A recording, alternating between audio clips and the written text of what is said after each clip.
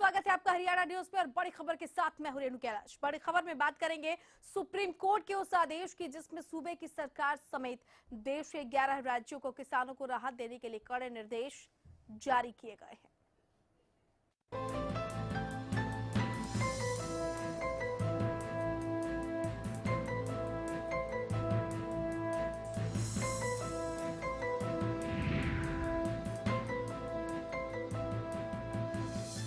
जिन 11 राज्यों को निर्देश दिए गए हैं उनमें हरियाणा भी शामिल है, यानी सूबे के किसानों की व्यथा पर सुप्रीम कोर्ट ने कड़ा संज्ञान लिया है और सरकार को जल्द ही किसानों को राहत देने का प्रबंध करने के निर्देश जारी किए हैं। लेकिन बड़ा सवाल, क्या अब तक हरियाणा सरकार किसानों के हालातों पर गंभीर नहीं थी?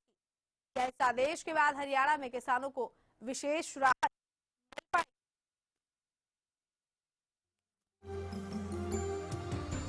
देश में किसानों की बिगड़ती हालत और सियासी उदासीनता पर सर्वोच्च न्यायालय ने संज्ञान लिया है।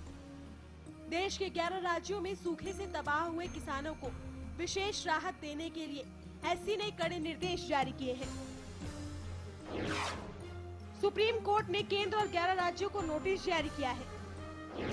11 राज्यों के किसानों को विशेष राहत और मुआवजा देने के निर्देश दिए गए हैं। 11 राज्यों के लिए विशेष सूखा राहत की मांग की गई है।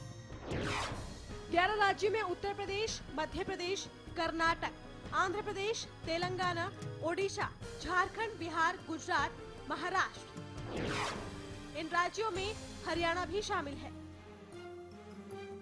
सुप्रीम कोर्ट में प्रशांत भूषण ने याचिका दायर की थी।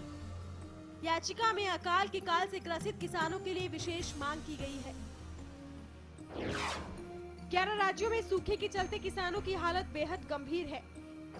ऐसे में राज्य सरकारों को निर्देश दिए जाए कि इन राज्यों में सूखा घोषित हो, किसानों को मुआवजा और राशन दिया जाए, मनरेगा के तहत काम मिले, मवेशियों के लिए चारा जैसे कदम तुरंत उठाए जाएं। ये मदद किसानों तक तुरंत और बिना किसी कष्ट के पहुंचे। एससी में मामले की अगली सुनवाई 4 जनवरी 2016 को होगी। जिन 11 राज्यों को एससी ने कड़े निर्देश जारी किए हैं उनमें हरियाणा भी शामिल है। सूबे में किसानों की व्यथा से सरकारें अनजान नहीं है। बेमौसम बरसात का कहर, सफेद मक्खी का प्रकोप, धान पर घमासान और खरीद की खींचतान, साल भर किसानों ने अन्याय और अन्याय पर होती राजनीति देखी। सियासत और सियासी दावों के बीच बेबसी की मौत मरते किसान की याद किसी को नहीं आई। हालांकि किसान के जख्मों पर सरकारी वादे कभी कभार मरहम का काम करते रहे, लेकिन हकीकत इससे परे है। एससी के आदेश के बाद सूबे के किसानों को उम्मीद है कि देर से ही सही, लेकिन आने वाले नए साल में राहत जरूर मिलेगी। Bureau report, Haryana news. और ग्राफिक्स के जरिए आपको समझाते हैं कि आखिरकार ये पूरा का पूरा मामला कोर्ट के संज्ञान में कैसे आया। सुप्रीम कोर्ट ने केंद्र और 11 राज्यों को नोटिस जारी किया है। 11 राज्यों के किसानों को विशेष राहत और मुआवजा देने का निर्देश दिया गया है। इन 11 राज्यों के लिए विशेष सूखा राहत की मांग की गई है। 11 राज्यों में उत्तर प्रदेश, मध्य प्रदेश, कर्नाटक, आंध्र प्रदेश, तेलंगाना, ओडिशा, झारखंड, बिहार, गुजरात, महाराष्ट्र और इन सबके साथ हमारा अपना प्रदेश यानी हरियाणा भी शामिल है। 11 राज्यों में सूखे के चलते किसानों की हालत बेहद गंभीर है और यही वजह है कि याचिका डाली गई। ऐसे में राज्य सरकारों को ये निर्देश दिया जाए। ऐसा याचिका में कहा गया कि सब राज्यों में सूखा घोषित हो और इस याचिका पर अब एक सुप्रीम, आपको कह सकते हैं कि फैसला वो सामने आया है जिसमें तुरंत प्रभाव से मदद देने की बात कही गई है। हमारे साथ किसान नेता शमशेर दहिया फोन लाइन पर जुड़ चुके हैं। शमशेर जी नमस्कार। जी नमस्कार। शमशेर जी, सुप्रीम कोर्ट ने जो अपने फैसले में कहा है कि अब 11 राज्यों को त्वरित प्रभाव से मदद दी जाए किसानों के लिए, जो कि अब तक लंबे समय से राहत राशि का इंतजार कर रहे थे, राहत की बात कर रहे थे, लेकिन ऐसा क्यों होता है? इनमें हरियाणा भी शामिल है। ऐसा क्यों होता है कि जब तक कोर्ट कोई संज्ञान नहीं लेती है, कोई कड़ी बात नहीं करती है, राज्य सरकारों की नींदें नहीं टूटती?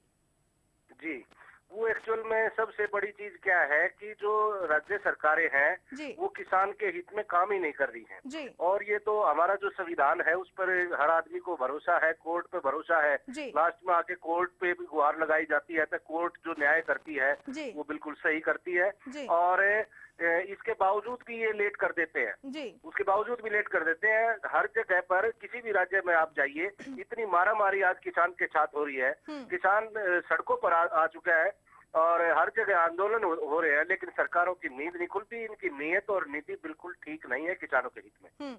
आपको लगता है कि इस फटकार के बाद वो नीति और नीयत में कोई सुधार तो देखा जाएगा?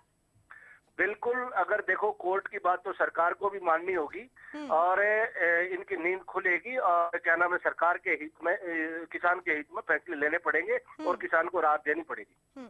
चलिए, बहुत बहुत शुक्रिया शमशेर दहिया जी आपका हमारे साथ जुड़ने के लिए। तो किसान नेता शमशेर सिंह दहिया हमारे साथ जुड़े हुए थे। कह रहे हैं कि इच्छा शक्ति अव्वल तो सरकारों की नहीं होती और अब इस तरीके का जो फैसला सुप्रीम कोर्ट की तरफ से दिया गया है, अब इस फैसले के बाद राज्य सरकारें जरूर चेतेंगी और उम्मीद यही की जा रही है कि इस पूरे के पूरे फैसले के बाद अब उन किसानों की जो मदद है वो संभव हो पाएगी जो अब तक उस मदद से वंचित थे। प्रशांत भूषण के जरिए याचिका ये दायर की गई थी। बेहाल किसानों पर सुप्रीम कोर्ट का ये फैसला 11 राज्यों के उन किसानों के लिए जो कि दर दर की ठोकरें खाने पर मजबूर थे। ये वही प्रदेश है जहां पर अच्छे दिन लाने की बातें की गई थी और सरकार लगातार ये कहती रही कि किसान जो है वो बहुत ज्यादा खुशहाल है इस सरकार में और जो हमने कर दिखाया वो शायद ही किसी प्रदेश ने किया हो, लेकिन उन तमाम दावों की पोल कोर्ट ने खोली है।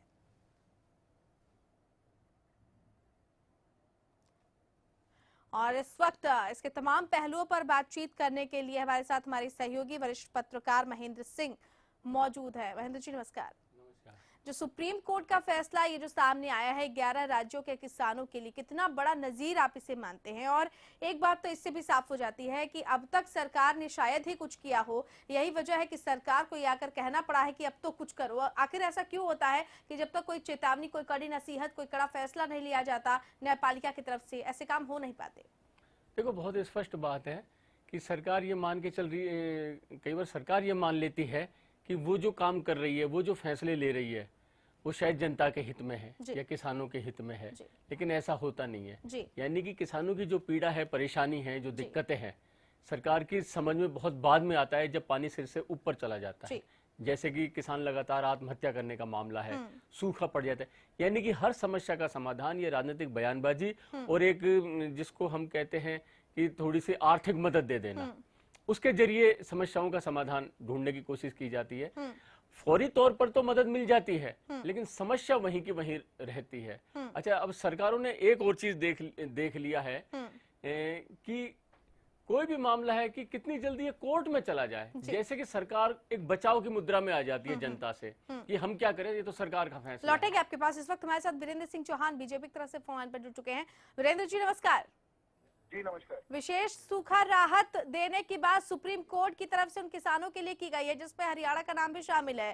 सवाल ये भी अब उठ रहा है कि क्या सरकार पहले नहीं चेत रही थी कि न्यायपालिका को इस तरह का कदम उठाना पड़ा? आखिर ऐसा क्यों होता है कि कड़ी नसीहत या कड़ी चेतावनी के बाद ही सरकार की नींदें खुलती है और उसके लिए न्यायपालिका को आगे आना पड़ता है? देखिए, अक्सर ऐसा होता है कि आपका निष्कर्ष होगा, वस्तुस्थिति नहीं है। जी।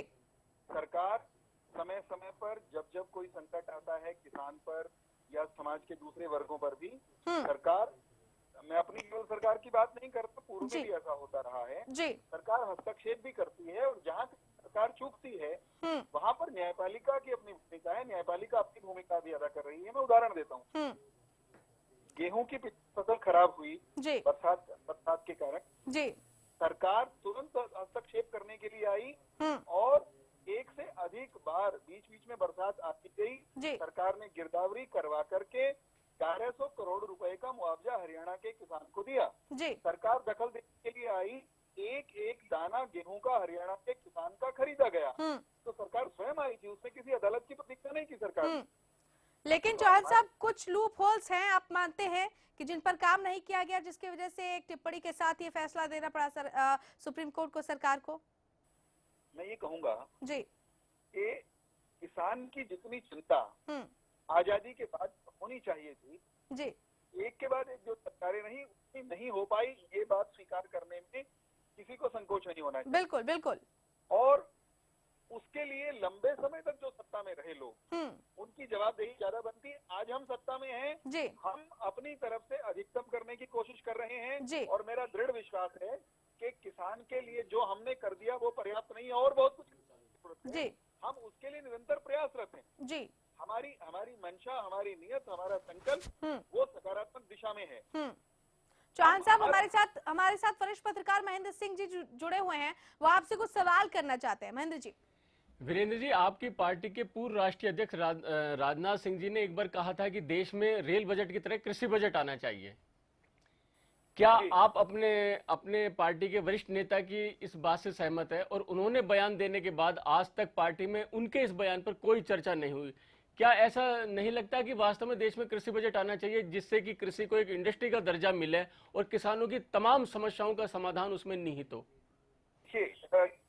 जो राजनाथ सिंह जी ने जो बात कही थी उस पर अमल नहीं हुआ आज तक, ये बात तो मैं मान सकता हूँ जी, लेकिन कभी नहीं होगा या हम उसको नहीं करने वाले, ये नहीं आपकी सुनिए। हाँ, मेरी बात मुझे कहें, किसान के हित में करने को अनेक बातें हैं जिनको हम धीरे धीरे अपने जो हमने कही हुई हैं वो भी और जो हमने नहीं की जी, उस दिशा में हस्तक्षेप निरंतर हो रहा है और बहुत कुछ करने की गुंजाइश है।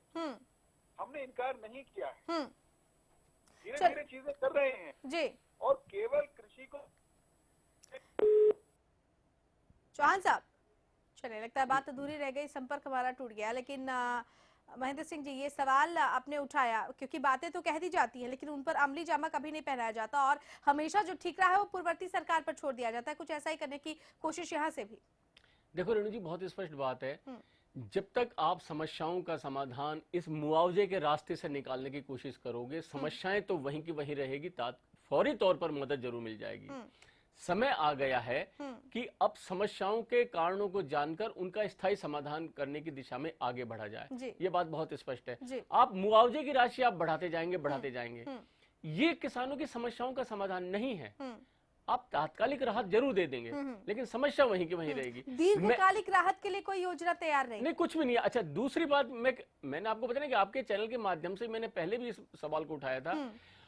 जब आपकी पार्टी का पूर्व राष्ट्रीय अध्यक्ष इस बात को कहता है कि देश में कृषि बजट आना चाहिए, तो पार्टी इस पर काम क्यों नहीं कर रही है? बिल्कुल।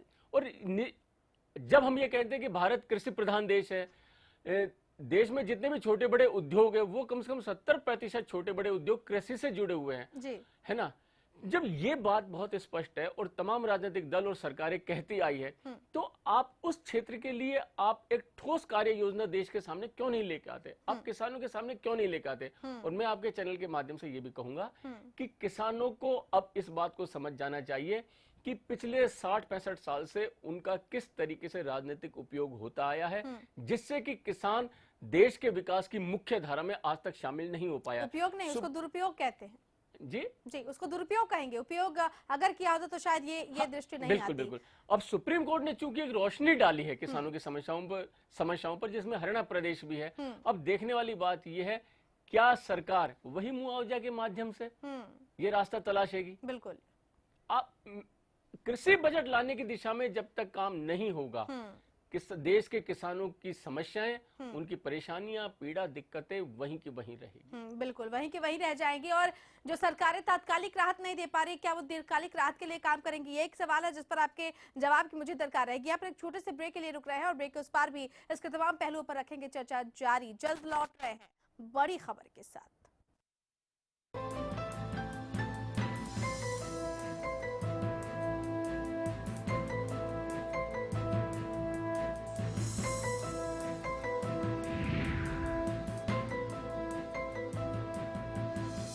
चल मैं निकल रहा हूँ। ओके। और ये तेरे लिए। ये किस खुशी में? एक तो आज तेरा मैच है और अरोरा अंकल के घर में भी तो। बाय। आपकी जरूरतों को वही समझते हैं जिनके लिए स्पेशल हैं आप, जिनसे dish TV only for you 9905 पर आज ही कॉल करें और पाएं ऑफर्स जो है खास आपके लिए, क्योंकि स्पेशल है आप।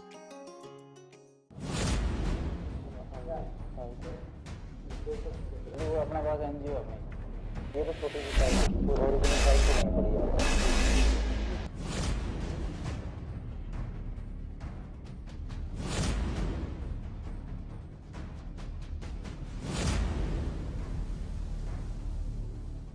चल सुन ओए हम सबका प्यारा, एक्सीएल का हर एक वार, गुल्ली डंडे पर सबसे असरदार। एक्सीएल है अव्वल, गुल्ली डंडे का ये सबसे बेहतर। जय गोगा जी हेयर ऑयल, गंजेपन में दोबारा बाल उगाएं, बालों का झड़ना रोकें। मेरा नाम अजय कुमार है, मैं गुड़गांव का रहने वाला हूँ। मैं झड़ते बालों से बहुत परेशान था। तकरीबन 1 महीने से गोगा जी का हेयर ऑयल इस्तेमाल कर रहा हूँ। मैं काफी खुश हूँ। बालों को लंबा और घना करें तो अपनाएं जय Goga ji hair oil.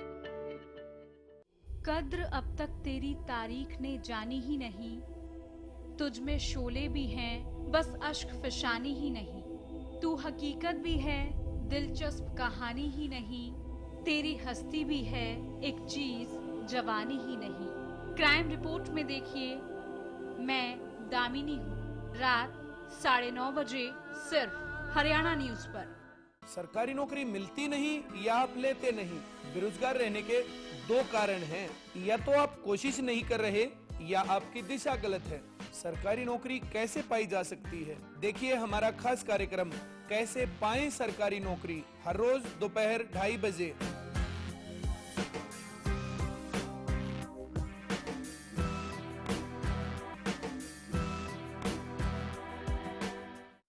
Haryana fresh शुद्ध घी का नाम बड़ा, शुद्धता की कसौटी पर खरा, घर के घी जैसा स्वाद मन भाए, जो भी खाए तंदुरुस्ती पाए। हरियाणा फ्रेश एगबाग शुद्ध घी, स्वाद घर के घी जैसा। हरियाणा फ्रेश शुद्ध घी। कल सुन ओए मेरे यारा, एक्सीएल हम सबका प्यारा, एक्सीएल का हर एक वार, गुल्ली डंडे पर सबसे असरदार।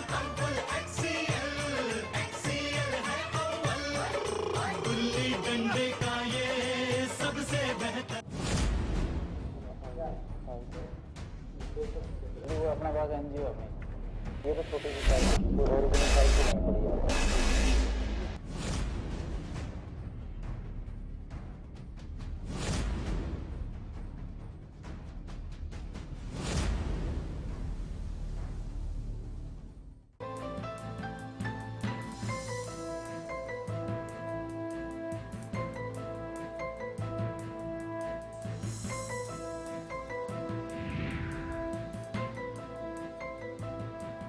ब्रेक के बाद स्वागत है आपका। बड़ी खबर में जागो सरकार की बात कर रहे हैं। सुप्रीम कोर्ट ने 11 राज्यों के उन तमाम किसानों को विशेष सूखा राहत पैकेज देने की बात कही है जिसमें किसान आज भी मदद की दरकार लगाए बैठे हैं। हरियाणा भी उनमें से एक है। सवाल ये भी उठता है कि आखिर ऐसा क्यों होता है कि जब न्यायपालिका कोई कारगर कदम या कोई सुझाव देती है या कोई कड़ा फैसला लेती है तभी सरकार की नींद खुलती है, और वाकई नींद खुली है भी या नहीं, ये भी एक अहम सवाल है। हमारे साथ वरिष्ठ पत्रकार महेंद्र सिंह लगातार स्टूडियो में मौजूद हैं।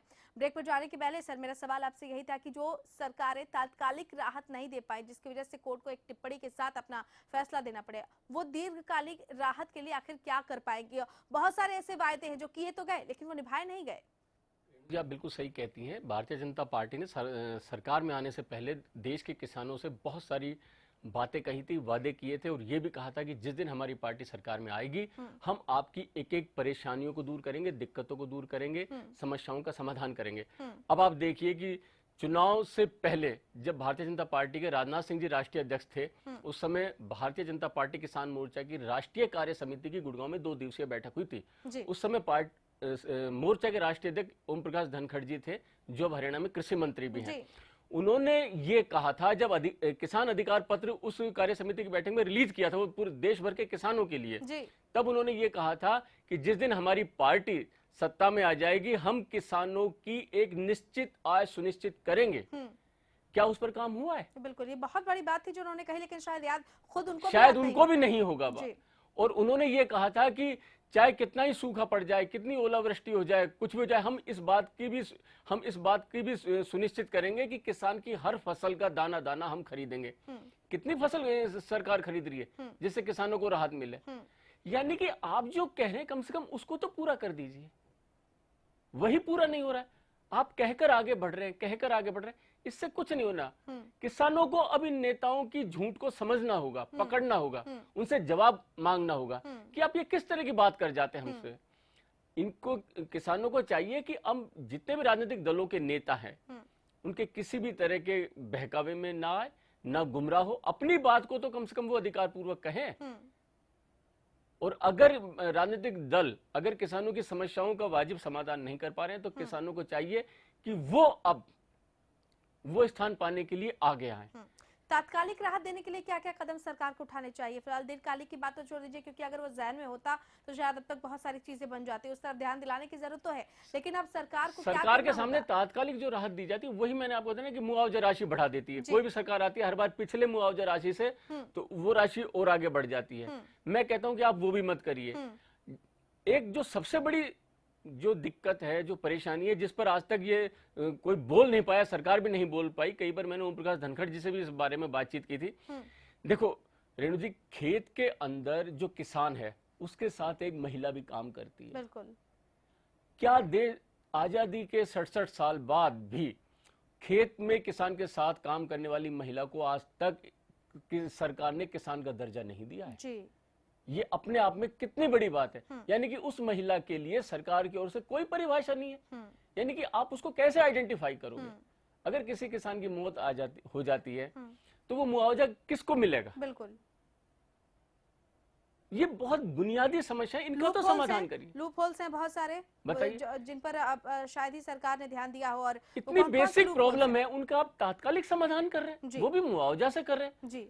किसान के लिए क्या आप कहते हैं कि एक हम राशि सुनिश्चित करेंगे जिससे कि किसान को किसी तरह की आर्थिक परेशानी का सामना ना करने पड़े, किसी का आगे हाथ ना फैलाने पड़े।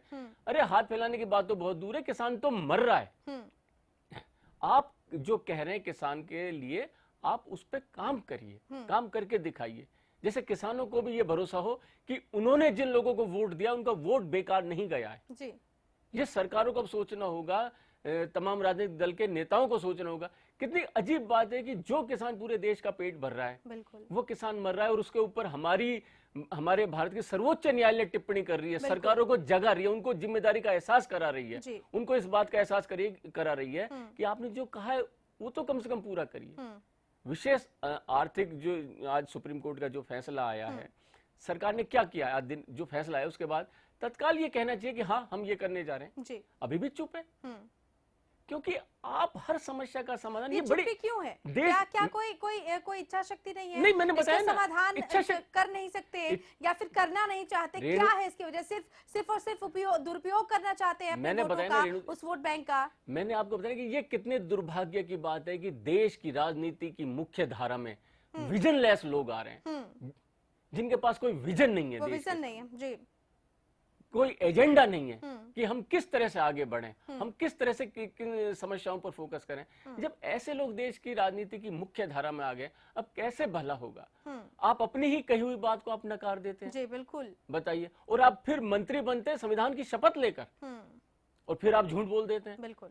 अच्छा, अब आप देखिए, आप इस भारतीय जनता पार्टी ने सरकार में आने से पहले ये कहा था, ये किसानों की वो जो कौन सी जो आयोग की सिफारिशें हम लागू करेंगे, स्वामीनाथन आयोग की, और अब ये बयान आ रहा है कि उसका हम अध्ययन कर रहे हैं। क्या पहले अध्ययन नहीं किया था? नहीं किया गया। आपने बिना अध्ययन के ही बोल दिया। और सुषमा स्वराज जी ने यही किसान मोर्चा की राष्ट्रीय परिषद की बैठक में कहा था कि हमारी पार्टी जिस दिन सरकार में आएगी हम पहली कलम से इस आयोग की रिपोर्ट को हम लागू करेंगे। बिल्कुल, और वो बातें भी राजनाथ जी की उपस्थिति में कहा था, ओम प्रकाश धनखड़ जी की उपस्थिति में कहा था। बिल्कुल, कहाँ गई वो बातें? कितनी अजीब बात है कि अब आप करेंगे हम अध्ययन करेंगे। बिल्कुल। महेंद्र सिंह जी, हमारे पास समय की कमी है फिलहाल, बहुत बहुत शुक्रिया। आपने तमाम बातों की जो परतें हैं वो खोल कर रखी कि अपनी ही बातें शायद राजनीतिक दलों को याद नहीं है, और कितनी बड़ी विडंबना इस देश की कि देश की सर्वोच्च अदालत को सरकारों को जगाना पड़ता है कि जिसका वाजिब हक है, जो इस देश का अन्नदाता है, उसको अन्न तो दो। चलिए, इसी के साथ बड़ी खबर में फिलहाल इतना है, लेकिन प्रदेश की तमाम बड़ी और अहम खबरों के लिए देखते रहिए हरियाणा न्यूज। नमस्कार।